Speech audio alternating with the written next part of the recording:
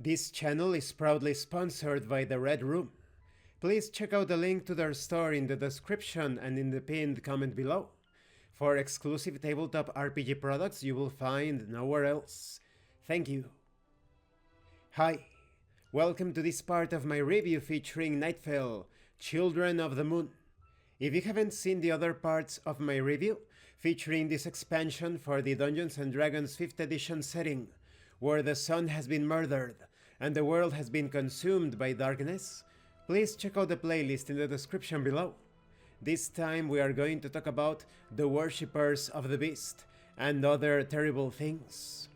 With the advent of the Lunar Age, the evil churches of all creeds have grown, and no man's land is now a place of perdition and scene of horrors to no end. In this dark age, the worshippers of the beast thrive on par with the unholy cultists or the followers of Asirencia. Not even the witches are immune to the allure of Lupercurnus, and there are records of small covens of Trudents who identify him as a father figure or consort.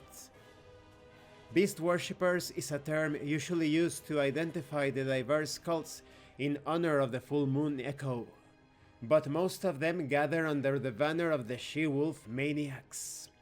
These are predominantly cruel, brutal, and insane werbeasts who recognize force as the only source of law and hierarchy, and those endowed with great power and predisposition to violence become lunar champions. This cult loves to practice hunting rituals and idolizes senseless violence and looting.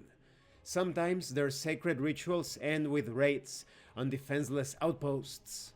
Besides the she-wolf maniacs, it is possible to count other fanatics in the ever-growing ranks of beast worshippers. Many of these gather in small, disarrayed groups. Others cultivate this faith alone. This includes some necromantic heretics, or even adepts of the unholy sacrament. Even the Black Druids converge in these religious congregations, abandoning the necromantic heresy in search of the more violent and savage side of the dying nature. It's also important to note that there are groups that oppose these worshippers of the beast, such as the Lunar Cult and the apostates of Rahidra. Apart from that, even the beings known as Kogas share a deep connection with the full moon and are deeply influenced by it. In ancient times, they were cursed by the Trudents, as recorded in the tomes of the old tradition, and the mark of this curse is clearly visible on all their offspring. Kogas are counted among the weaker witches, therefore they often gather in covens to put up a united front. Lupercurnus crawls into the darkest recesses of mortal hearts, unleashing their worst animal traits. He manipulates, twists, and transmutes so that everything is reduced to hunting, ferocity, and pestilence.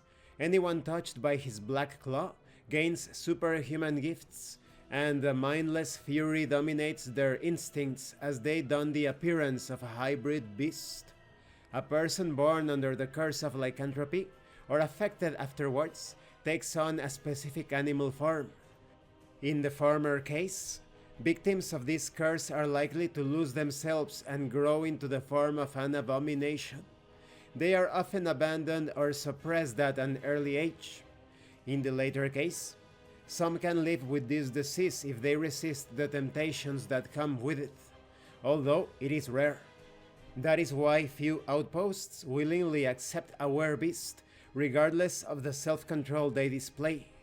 It is said that at the setting of the last light, when a thin veil remained between the material world and the dark mirror, the first werbeasts came from the north, in the icy lands of Alper, where the Trudent's malady was already raging.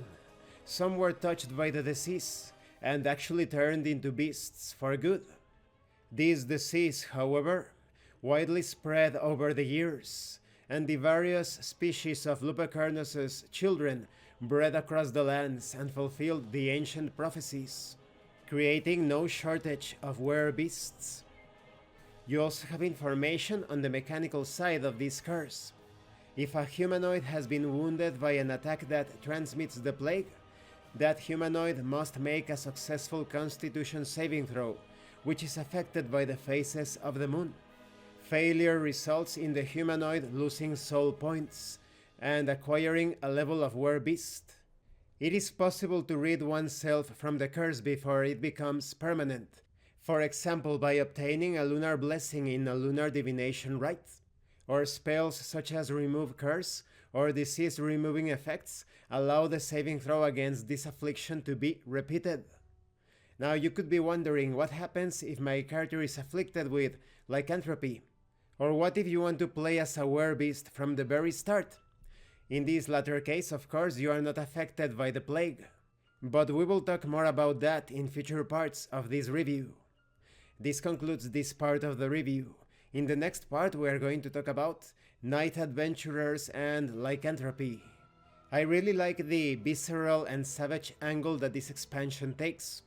It's great that lycanthropy is given so much respect in this dark fantasy setting, to the point that many outposts would prefer to have vampire adventurers going into those outposts, but would immediately block access to any player character with lycanthropy. In other fantasy settings, it's usually the other way around because they consider the were-beasts to be closer to normal living creatures, at least when compared to the undead nature of vampires. But here the were-beasts are so savage that even a vampire is preferable to have in your outpost. Thank you for watching this part of the review. Don't forget to leave a like, a comment and subscribe. And thank you so much to those of you that are going the extra mile to support the channel. If anyone else wishes to further support the channel, the information on how to do that will be in the description below. This has been Abraham El Jaguar, a professional game master. If you want me to run a game for you, please check out the pinned comment below. And remember, roleplay solves everything. Once again, thank you, and see you later.